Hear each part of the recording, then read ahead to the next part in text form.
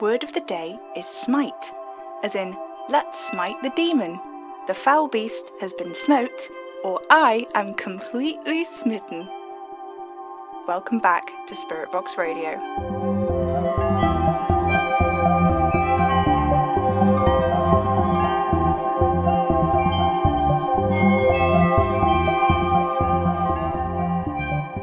Hello, faithful listeners.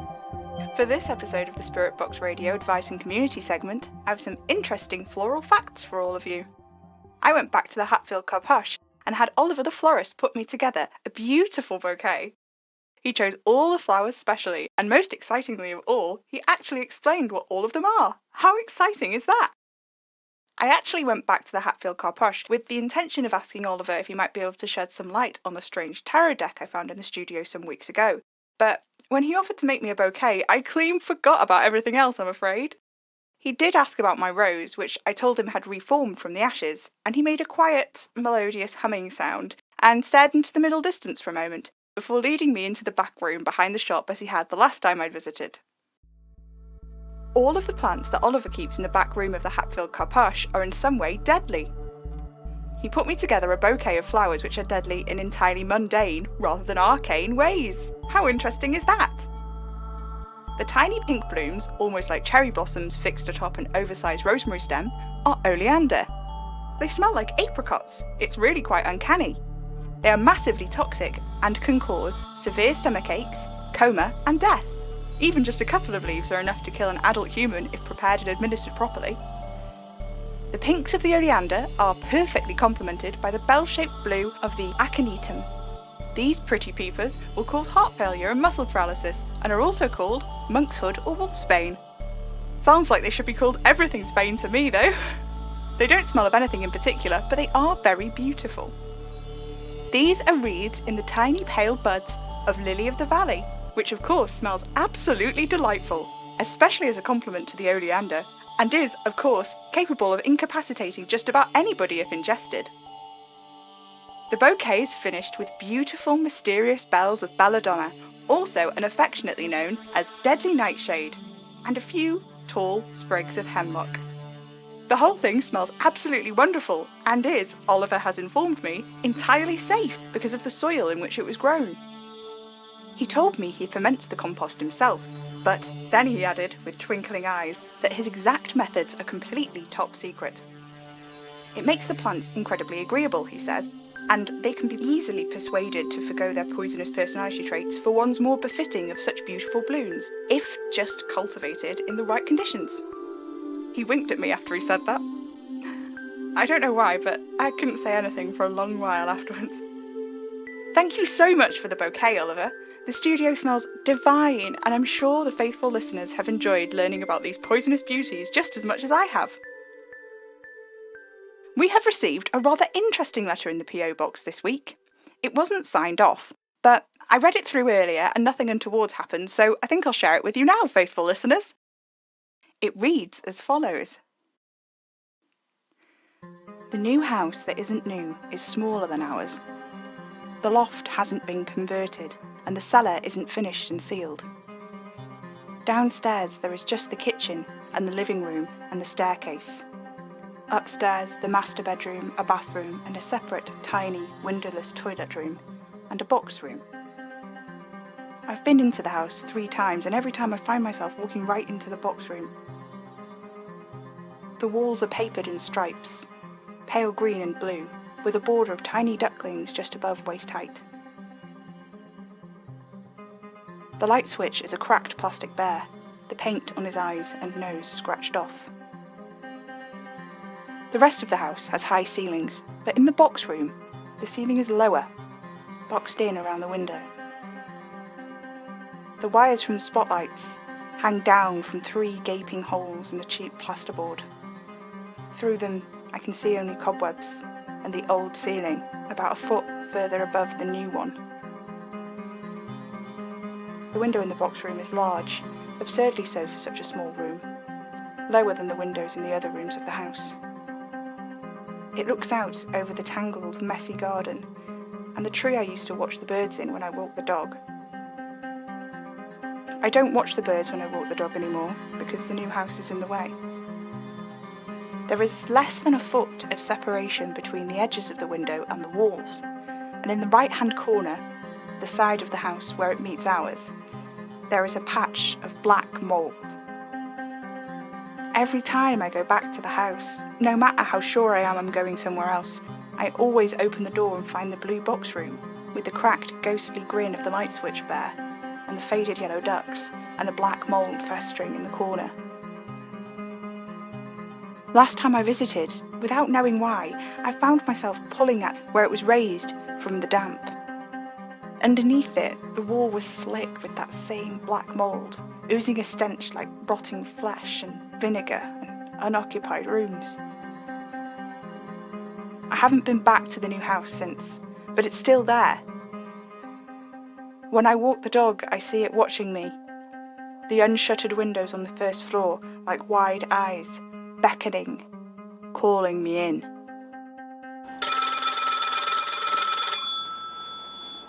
Oh, sorry, faithful listeners. Bear with me a moment. Hi, you are live on Spirit Box Radio. Really? The show is still on? Isn't it almost morning? Kitty, I hope that wasn't a comment on my hosting capabilities. No, I just thought... Never mind. There's something weird going on here. How exciting! Maybe not. Where are you? I'm at the old house. The old house? Yeah, the one we lived in before where we live now, when you were a kid. But Kitty, we've always lived here. Right. I forgot about your sieve brain.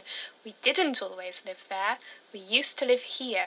The house on the corner of Bainmouth Road. You were born here. No, but all my memories are of this house. That's probably your brain trying to fill in the gaps. You know how you say there's a wall in your memory and everything before it is fuzzy? Yeah? Well, maybe that's because everything before the wall isn't a real memory. I mean, maybe it's an invented memory based on things you've been told by other people. I mean, what sort of stuff is it that you tend to remember? Like Christmases, birthdays, New Year's, right? It's never just one specific Tuesday or stuff we did all the time. It's events, it's stuff people talk about, reminisce about, so none of it comes from you. Kitty, what? I know, sorry. I don't have any answers as to what or why, it's just what it seems like to me. Why can't I remember? I don't know, I'm sorry. Anna reckons the memory's all still there. You could probably figure out what happened if you went to therapy, but of course you can't go to therapy because that means talking and your life's insane, so... It is? You advise people about the benefits of a vegan alternative to the blood of the innocent and ritual spell casting, Sam. That's not very ordinary, is it? You walk into therapy saying any of that stuff, you're just going to get yourself locked up. Of course, Anna probably thinks that isn't an entirely bad idea, so... You know what she's like, it doesn't matter.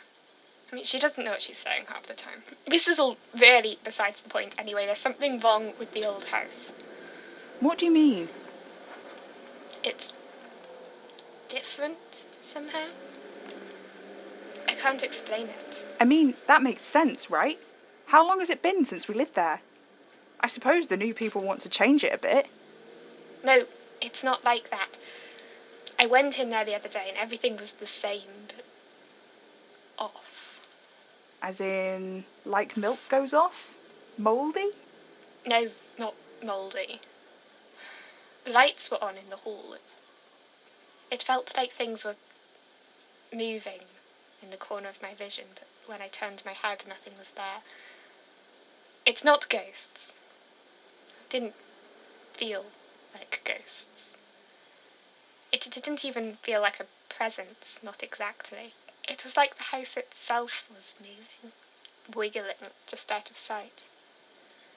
I went up the stairs, and it was like everything was less. I mean, not smaller, not like there were any doors missing or walls, just everything felt somehow diminished and insubstantial. As though at any moment, despite the solid floor under my feet, I might just find myself outside staring at an empty plot. Then I found your bedroom.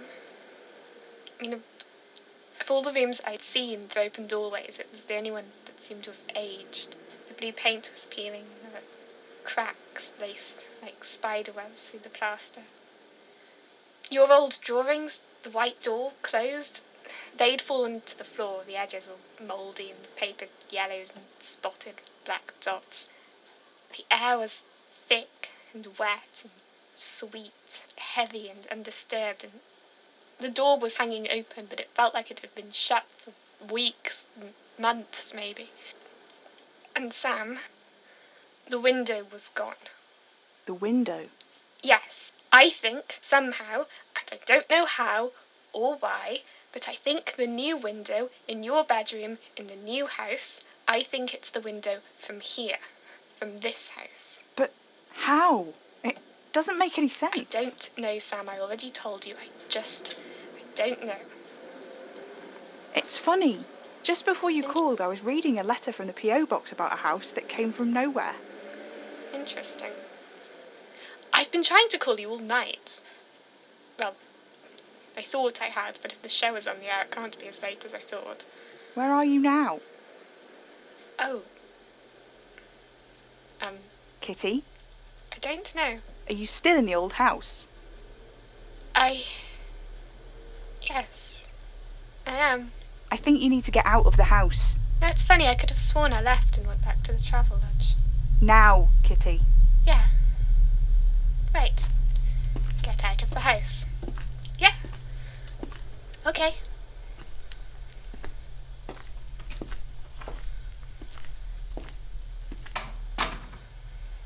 Are you outside?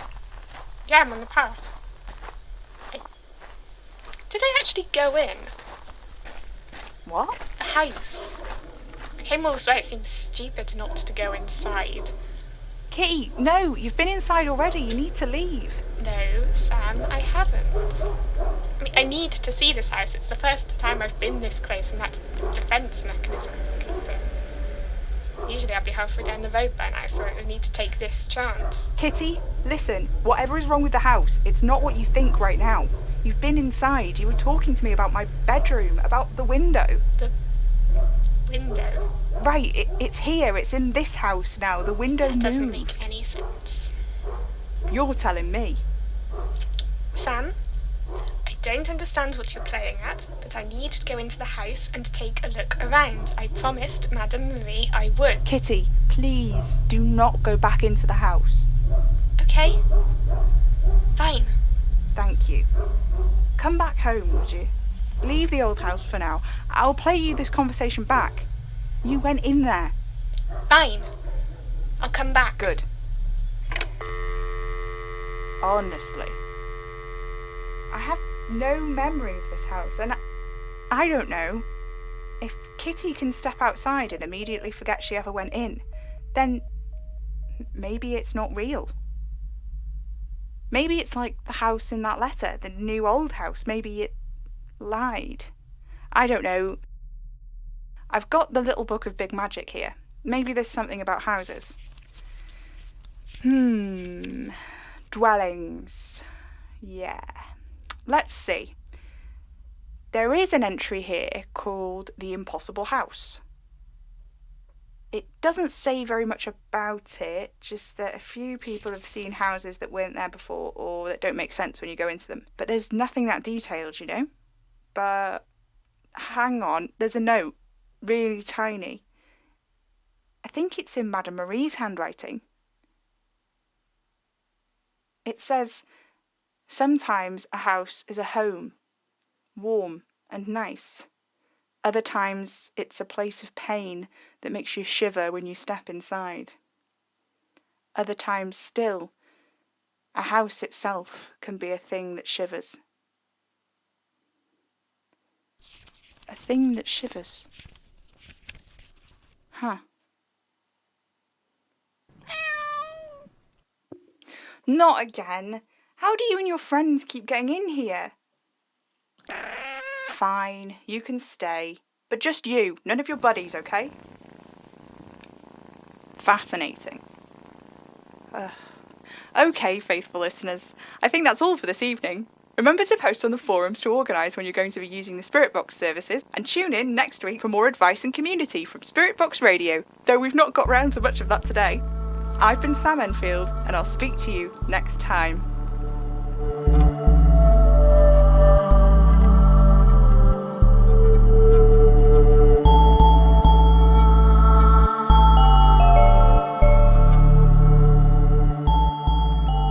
Spirit Box Radio is a podcast distributed by Hanging Sloth Studios under a Creative Commons Attribution 4.0 Share-alike International License. It was created by me, Pippin Ada Major, the voice of Sam Enfield. Jessie Jeffrey is the voice of Kitty Enfield. Music is by Maybe Wednesday. If you like the show, let us know on Twitter at Hanging Sloths or stop by our website hangingslothstudios.com. If you'd like to help us keep making Spirit Box Radio, you can send us a tip on ko-fi.com/hanging sloths or become a slothling on Patreon at patreon.com/hanging sloth studios, where you can get early access to episodes, plus loads of other great rewards. You can buy merch in our coffee shop, links in the description. The show is made with generous support from our patrons and Ko-fi supporters. This week I'd like to thank Gary, Sheila, Ripley and Jess. Spirit Box Radio is recorded in front of a dead studio audience.